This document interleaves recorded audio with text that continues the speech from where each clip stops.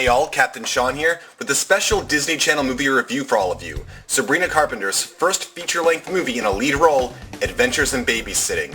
A fun, wacky movie that children will most likely find great enjoyment with. The movie focuses on a character named Jenny, played by Sabrina Carpenter, a teenage girl who is very responsible, very studious, and a very well-praised babysitter. However, when a former teen classmate of hers, Lola, winds up babysitting for a family Jenny usually babysits for and loses track of one of the kids, Jenny and Lola team up with two families worth of kids on an adventure that doesn't just involve finding the one lost child, but also a huge slew of other wacky shenanigans that occur one after another. Now first, to be clear to older audiences that might be interested in watching this tale, this movie is not an intellectually deep or thought-provoking tale. The characters in this movie are very simplified individuals, some of the antagonist people in this film are very cardboard cutout individuals, and there isn't much deep character growth or heartfelt moments in this movie, beyond the necessary cliches you get in a wacky children's movie. But it isn't the story or the characters that make this movie work. It's, strangely enough, the wacky shenanigans of this movie. You see, as stated before, the two teenagers and their group of kids are on a mission in this movie. However, going on that mission results in another problem, so they try to solve that new problem in order to get back to the original one. But then another problem is created because of that. But then while trying to solve that new problem, another one emerges. But then trying to solve that problem makes another problem. And then, well, basically this movie's plot gets pretty crazy. Tons of problems that keep building off each other for its characters. And that's why the crazy shenanigans work in this movie, because they build off of each other.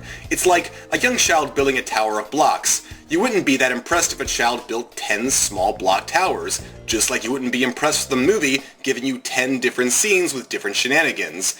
But you would be impressed if a child used all of their blocks to build a large tower, just like it's impressive how this movie builds every problem out of a situation that started with another problem. This isn't a series of crazy antics that you could cut up into short episodes of a TV show. This movie is a movie, and it takes full advantage of dragging out the situation in a way a typical episode of a comedy show on television could never do that well. Every scene and every moment is connected, and you couldn't cut a single scene of this movie out or else the story wouldn't work.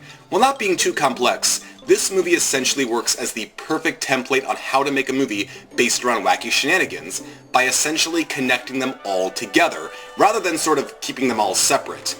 And while the characters in this movie aren't in-your-face comedic, it does kind of have a dark comedic edge to it all, albeit in a very kid-friendly way.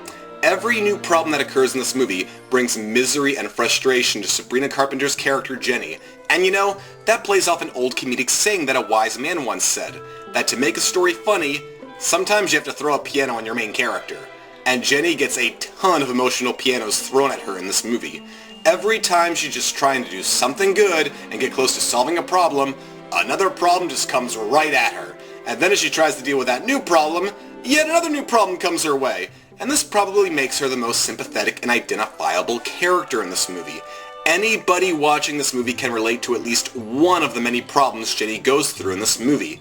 At the very least, anyone can relate to having one of those bad days where one bad thing is followed by another. And in a dark, twisted way, it's kind of fun to watch Carpenter's character Jenny go through the insane amount of problems she has to go through during this entire movie.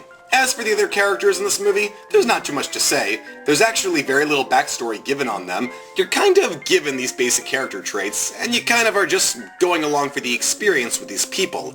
And that's the best way to describe this movie, an experience. You're not going to re-examine life or see the most magnificent acting performances of all time in this movie, but this film isn't trying to give you that. It's giving you a wacky adventure movie, and it does it very well. The characters are not annoying, the pacing is very well done, every scene serves the plot, and Sabrina Carpenter plays a very identifiable character.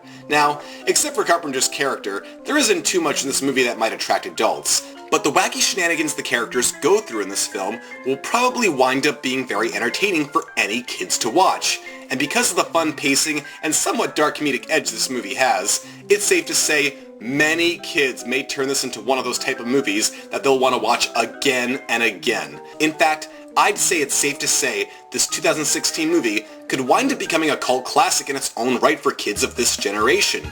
If you know anyone young that loves wacky fun movies, or you're young at heart yourself, then I highly recommend you watch the 2016 film Adventures in Babysitting. You will most likely Have a very enjoyable movie experience.